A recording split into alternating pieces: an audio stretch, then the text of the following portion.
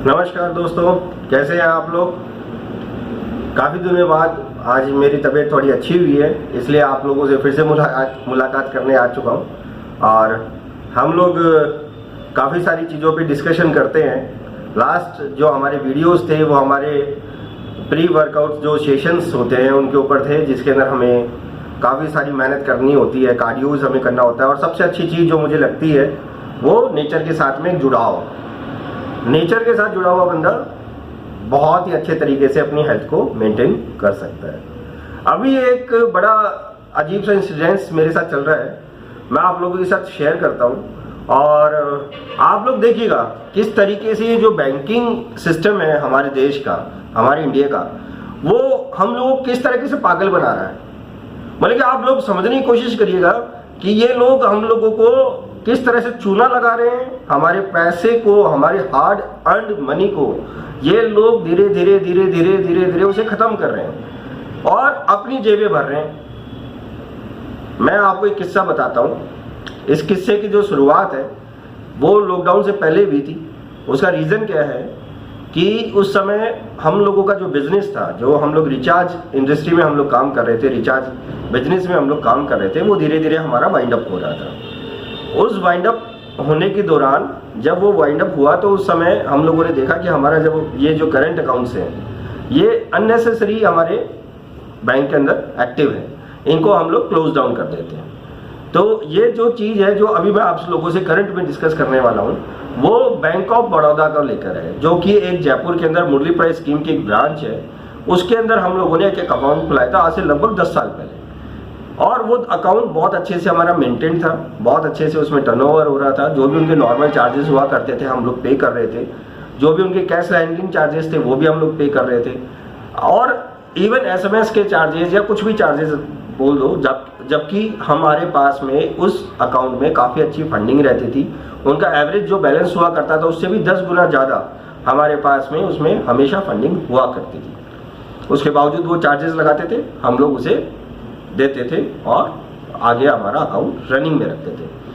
अभी जब 15 सितंबर 2020 को मैंने जब ब्रांच के अंदर एक एप्लीकेशन दी अपनी कि भाई आप मेरा ये अकाउंट जो है इसको बंद कर दो, आगे मुझे इस अकाउंट को रनिंग में नहीं करना है, तो वहाँ पर जो भी फ्रंट ऑफिसर एक नैनी करके बैठे हुए थे उन्होंने मुझे बताया कि भाई आपके अकाउंट के अंदर अभी माइनस के अंदर -550 रुपये है, आप उसे पेमेंट कर दीजिए और आपका अकाउंट हम लोग क्लोज डाउन कर देते हैं।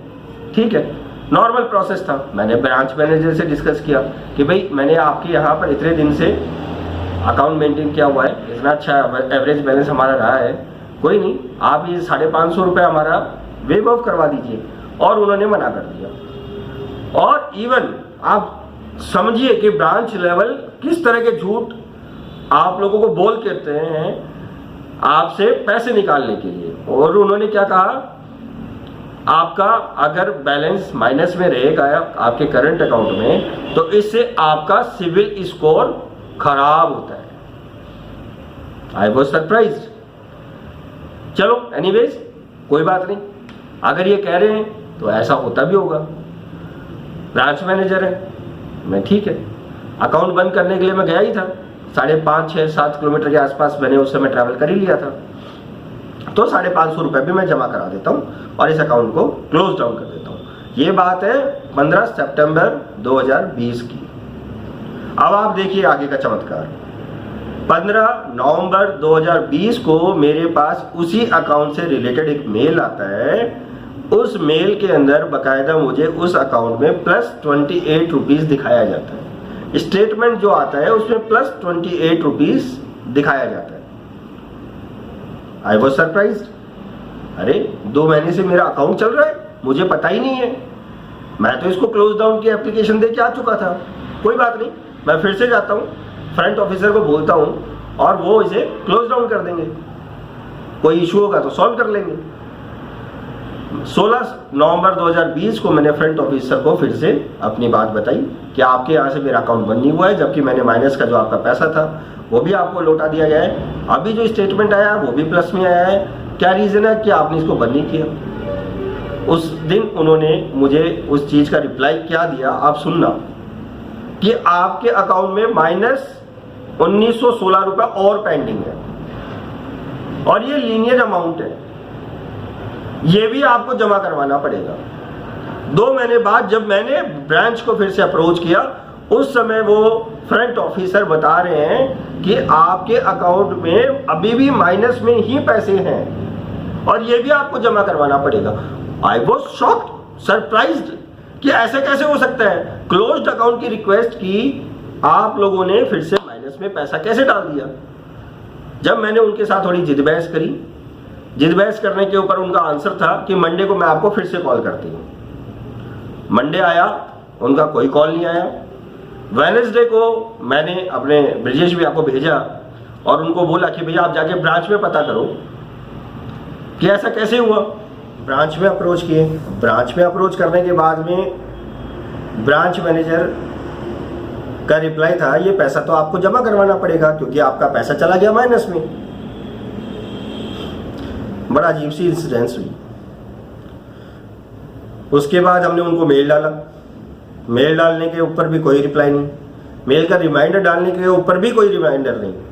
और जब उनके साथ में हम लोगों ने 30 तारीख को थोड़ा सा हार्ड कॉल किया, टेलीफोन के ऊपर इन शाउट हम लोगों ने बात की, तब उन्होंने हमें मेल डाल के बताया कि आपका जो पैसा है वो इसलिए चार्जेस लगाया क्योंकि आपके अकाउंट में non maintenance of average balance in account की वजह से चार्जेस लगे। इनका कस्टमर केयर बोलता है कि आपका जो चार्जेस है वो आपके SMS charges, cash handling charges, इस तरह के जो छोटे छोटे अदर चार्जेस होते हैं उनकी वजह से आपके चार्जेस लगे।